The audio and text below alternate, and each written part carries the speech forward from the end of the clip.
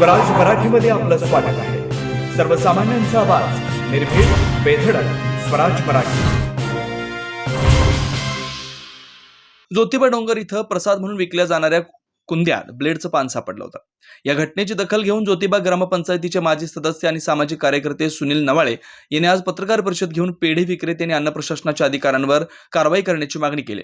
कारवाई न झाल्यास पेढे विक्रेते आणि अन्न प्रशासन विभागाविरोधात तीव्र आंदोलन करण्याचा इशारा दिलाय।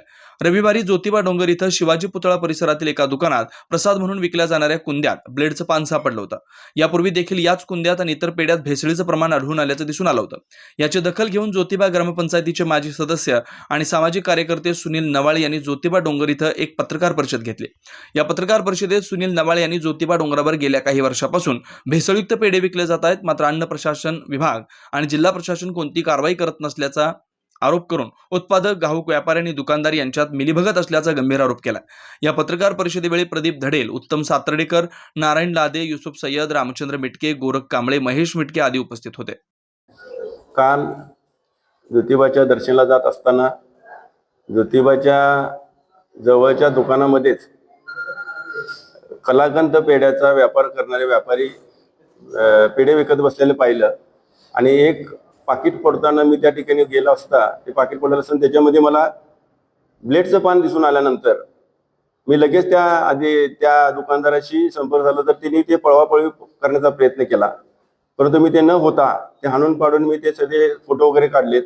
आणि हा विषय मी गेले 3 ते 4 वर्ष झालं माननीय जिल्हाधिकारी साहेबांच्या यात्रा मीटिंगमध्ये सुद्धा हा विषय केला गेला, परंतु त्याच्यावर वरच्यावरच कारवाई केली जाते। त्यावेळेला मी जवळजवळ 2 टन पेढे आम्ही या ठिकाणी अधिकाऱ्यांनी आम्ही जप्त केले, त्याच्यावरची काय कारवाई हा सुद्धा मुद्दा समोर आलेला की काय केलेले नाही असं।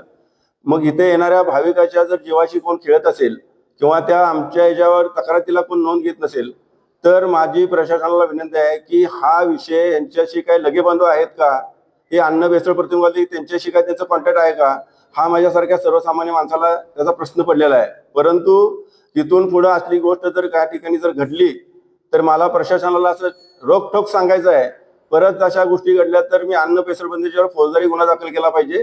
प्रशासनानं जिल्हा परिषद जिल्हा अध्यक्षांनी ह्यात तातडीने लक्ष घातलं पाहिजे, अन्यथा मी उद्या 26 जानेवारी नंतर माननीय आमदार विनयरावजी कोरे, नंतर आपल्या जिल्ह्याचे पालकमंत्री नामदार आबिटकर साहेबांना आणि मुख्यमंत्र्यांना हे पेढे घेऊन त्यांच्या समोर निर्देशन करून वेळ प्रसंग पडली तर आमर उपोषणाला बसणार आहे।